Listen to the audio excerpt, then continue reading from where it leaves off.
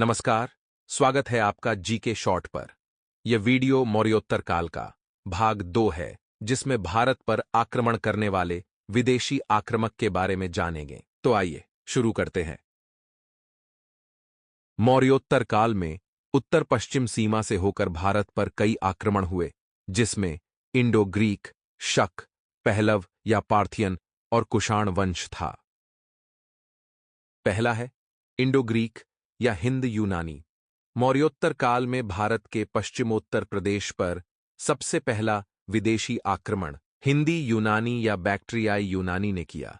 इसका अन्य नाम हिंद यवन, इंडो ग्रीक, बस्त्री यवन तथा बैक्ट्रियन ग्रीक था। बैक्ट्रिया के यवनों के द्वारा भारत पर आक्रमण के प्रमुख कारण निम्नलिखित है।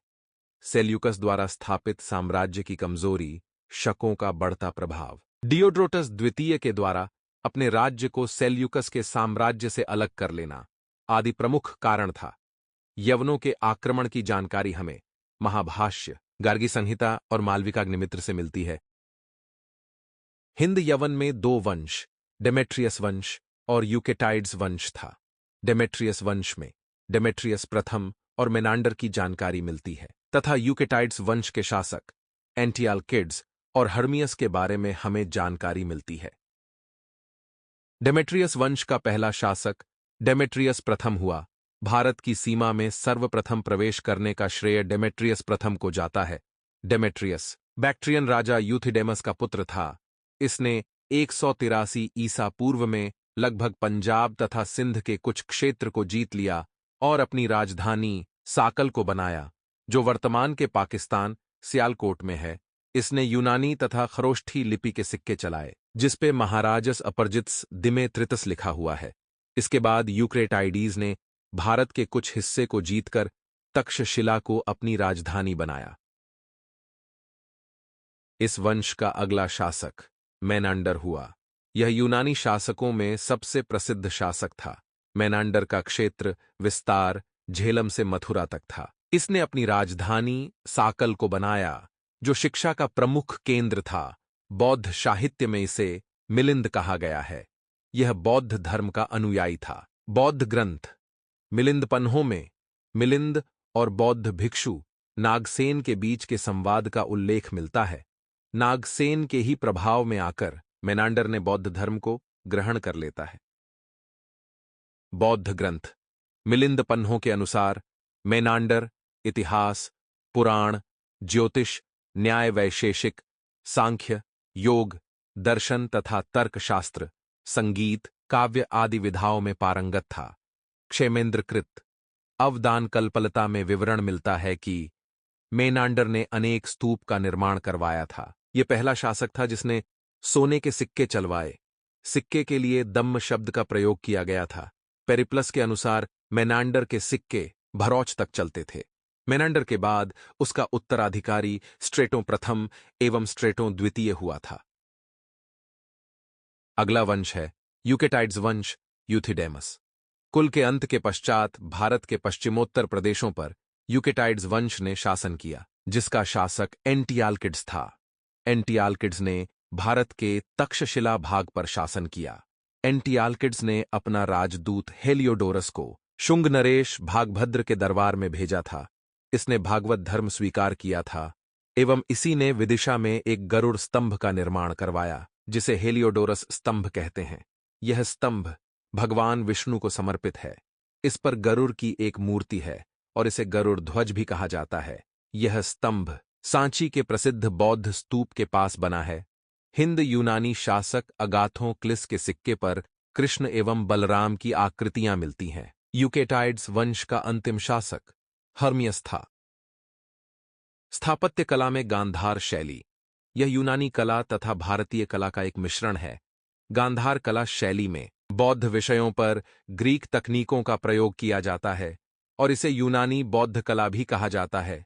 तक्षशिला, पेशावर, बैक्ट्रिया, बामिया, हद्दा, अफगानिस्तान, बैग्राम में इस कला शैली के विकास के महत्वपूर्ण स्थल है।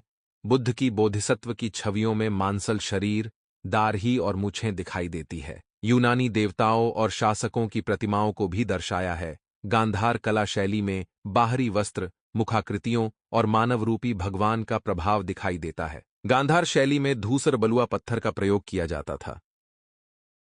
मीनांडर की कांस्य मुद्राओं पर धर्म चक्र का चिन्ह मिलता है। इंडो ग्रीक ने सबसे पहले सिक्कों पर लेख लिखने की प्रथा चलाई। भारत में ज्योतिष की प्रथा यूनानियों ने ही प्रचलित की। शासक इस समय का महत्वपूर्ण केंद्र था।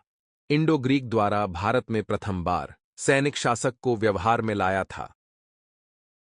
अब इसके कुछ इंपॉर्टेंट पॉइंट्स को देख लेते हैं। हिंद यूनानी शासकों ने भारत के पश्चिमोत्तर सीमा प्रांत में यूनानी की प्राचीन कला चलाई, जिसे हेलेनिस्टिक आर्ट कहते हैं। भारत में गांधार कला इसका उत्तम उदाहरण है। तक्षशिला शाखा के एक राजदूत हेलियोडोरस को विदिशा के दरबार में भेजा था। हेलियोडोरस का ग्रीक शैली में निर्मित एक पत्थर का स्तंभ मिला, जो भगवान वासुदेव को समर्पित था। इंडो ग्रीक द्वारा धातु विज्ञान, चिकित्सा, खगोल विज्ञान, शैल स्थापत्य, इत्र बनाना आदि बनाने का प्रमाण मिलता है।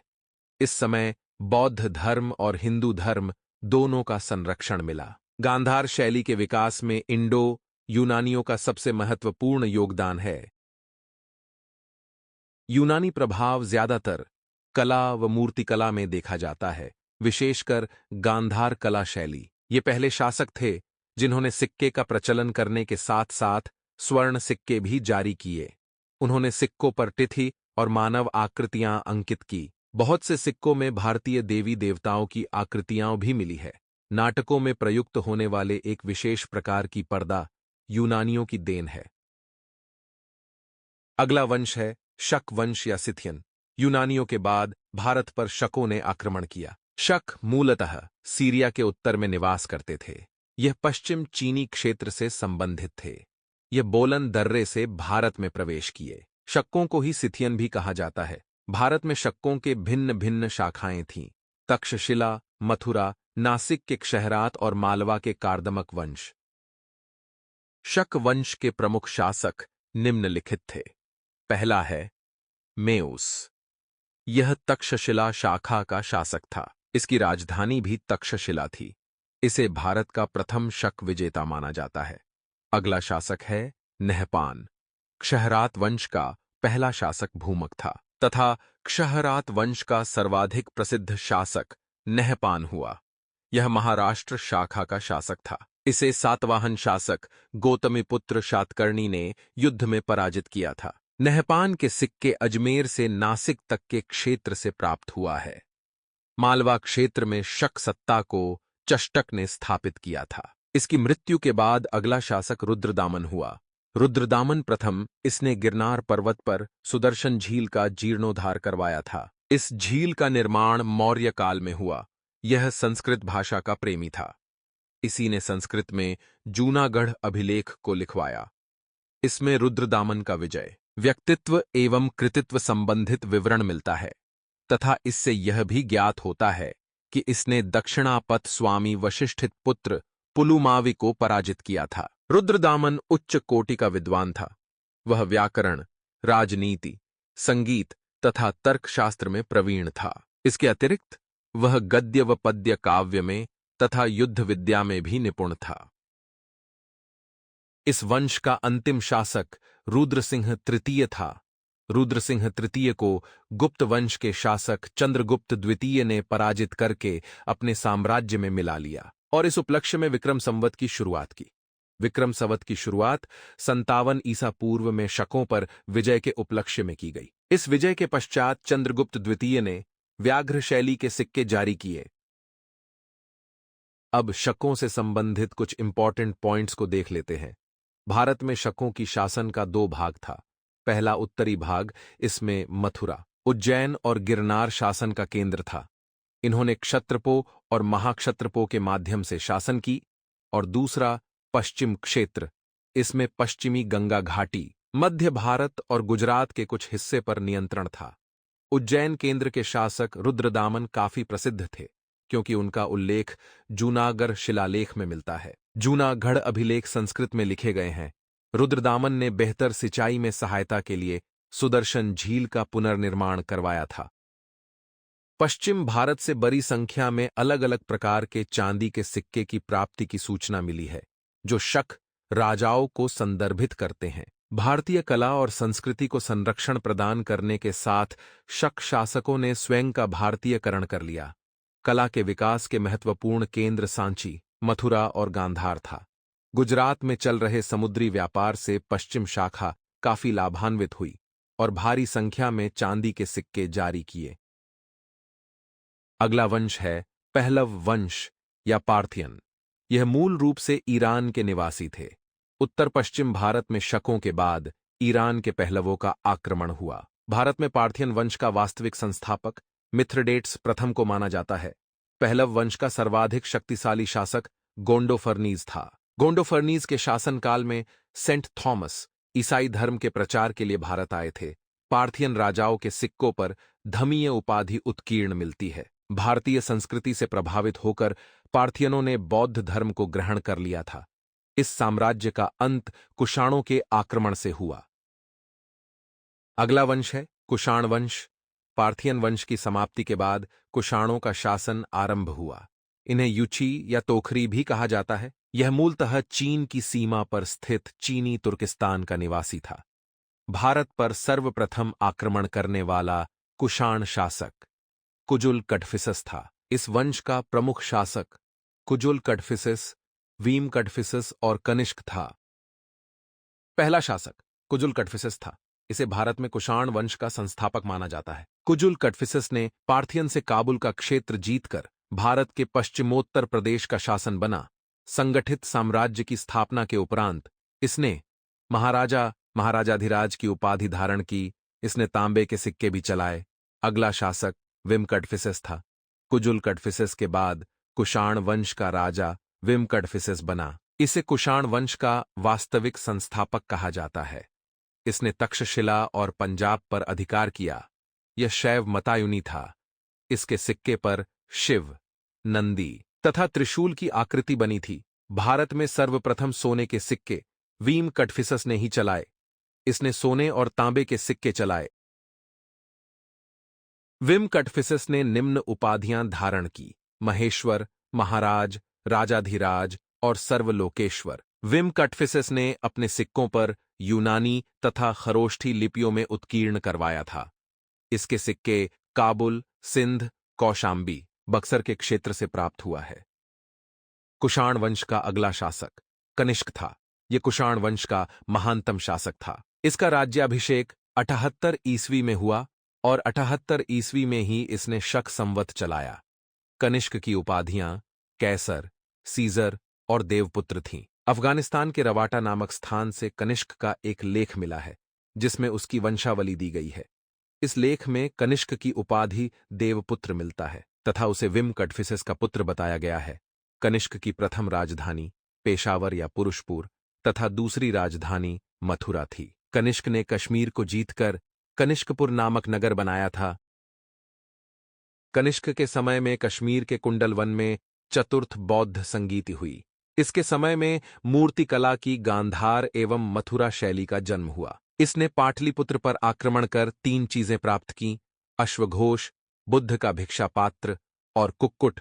कनिष्क को द्वितीय अशोक भी कहा गया है। कनिष्क के राजवैद्य चरक हुआ करते थे, जिन्होंने चरक संहिता लिखा। इस वंश का अंतिम शासक वासुदेव थे। कनिष्क बौद्ध धर्म के महायान संप्रदाय का अनुयायी था।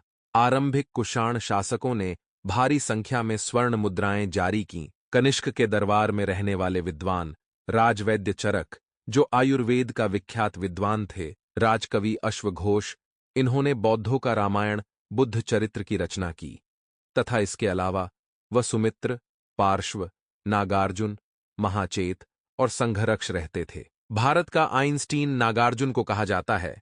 इनकी पुस्तक माध्यमिक सूत्र है।